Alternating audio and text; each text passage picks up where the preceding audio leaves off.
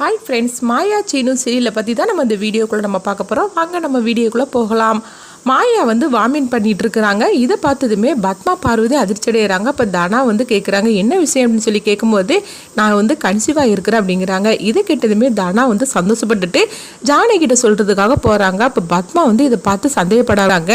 உண்மையை சொல்லிடி, நீ பொய் சொல்லாது அப்படிங்கும்போது யாராவது இந்த விஷயத்தில் பொய் சொல்லுவாங்களா அப்படின்னு மாயா சொல்லிட்டு வெக்கப்பட்டுட்டு அவங்க ரூமுக்குள்ளே போகவும் அப்போ பார்வதி சொல்கிறாங்க, ஆக மொத்தத்தில் சீனு மாயாவோட சந்தோஷமாக தான் இருந்துட்டு இருக்கிறான். அப்போ எல்லாரும் பார்க்கறதுக்காக தான் அவன் சும்மா நடிச்சிட்டு இருக்கிறான் போலுக்கு.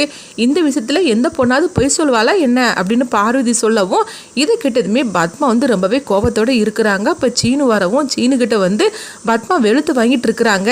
என்னடா நீ என்கிட்டயே பொய் சொல்லி நடிச்சிட்டு இருக்கிறியா அப்படின்னு கேட்கும்போது அப்ப சீனு சொல்றாங்க, என்னம்மா சொல்ற அப்படிங்கும்போது ஆமா மாயா கர்ப்பமா இருக்கிறா அப்படிங்கிறாங்க. இது கிட்டதுமே சீனு அதிர்ச்சி அடைகிறாங்க. நேராக பார்த்தோம்னா மாயாவோட ரூமுக்கு கேட்டுட்டு இருக்கும் போதே அங்க ஜானகி வந்துருந்தாங்க.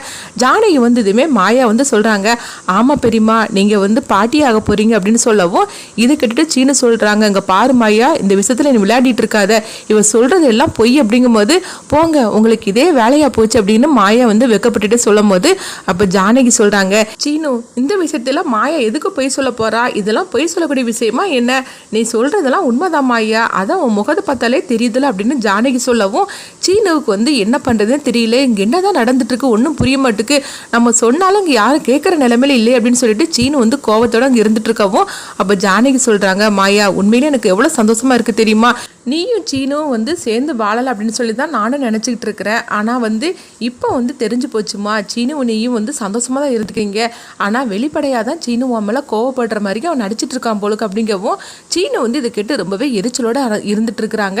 அப்போ ஜானகி சொல்றாங்க, எனக்கு ரொம்பவே சந்தோஷமா இருக்கு, இந்த குடும்பத்துல ரொம்ப நாளைக்கு அப்புறமா இப்பதான் ஒரு சந்தோஷமான நிகழ்ச்சி நடக்குது அப்படின்னு சொல்லிட்டு ஜானகி மாயாவை கெட்டிப்பிடிச்சு முத்தம் கொடுத்துட்டு இருக்கவும், இன்னும் நீ எதுக்காக வீட்டை விட்டு போகணும், இன்னும் வீட்டை விட்டு போக சொல்றதுக்கு இங்க யாருக்குமே உரிமை கிடையாது, அதிகாரமும் கிடையாது, இந்த வீட்டுக்கு ஒரு வாரிசு வந்தாச்சு அப்படின்னு ஜானகி சொல்லது கேட்டுட்டு சீனு அதிர்ச்சி அடைகிறாங்க. பத்மா அதை விட அதிர்ச்சி அடைகிறாங்க. அப்போ அவங்க மணி வராங்க.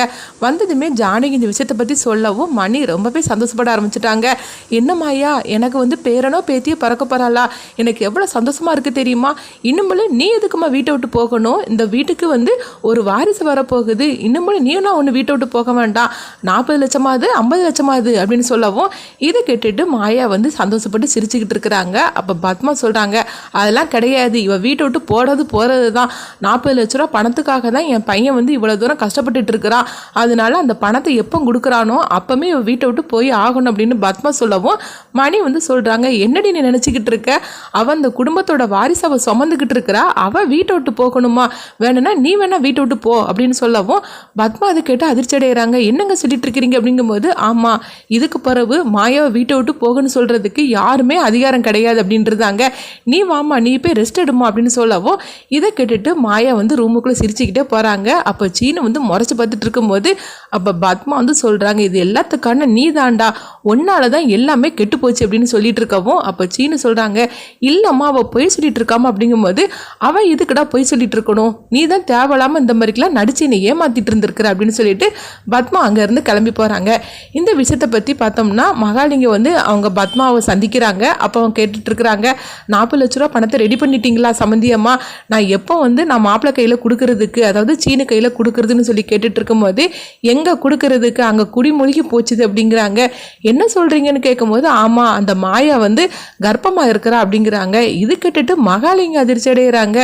என்ன சம்பந்தியமா சொல்றீங்க அப்படிங்கும்போது இன்னும் நீங்க சம்பந்தியமானு சொல்றதுக்கு எந்தவித அர்த்தமும் கிடையாது, அந்த மாயா கன்சீவா இருந்துட்டு இருக்கிறா, இன்னும் நம்மளால எதுவுமே செய்ய முடியாது, நம்ம ஒண்ணு நினைச்சா அது ஒண்ணு நடந்துட்டு இருக்கு அப்படிங்கவும் இதை கேட்டு மகாலிங்க அதிர்ச்சியோட நேரா பார்த்தோம்னா நேரா புவனேஸ்வரிட்ட இந்த விஷயத்த சொல்லவும் இதை கேட்டு புவனேஸ்வரி சொல்றாங்க, என்ன சொல்லிட்டு இருக்கிறீங்க, 40 லட்ச ரூபா பணத்தை மாயா கிட்ட கொடுத்ததுமே மாயா வீட்டை விட்டு போறேன்னு தானே சொல்லிட்டு இருந்தா, ஆனா இப்ப என்ன புதுசா ஒரு விஷயத்த பத்தி நீங்க சொல்லிட்டு இருக்கிறீங்க அப்படின்னு சொல்லும் போது ஆமாங்க, நானும் அப்படிதான் நினைச்சிட்டு இருந்தேன். ஆனா இந்த மாதிரி ஒரு விஷயம் நடந்து போச்சுது.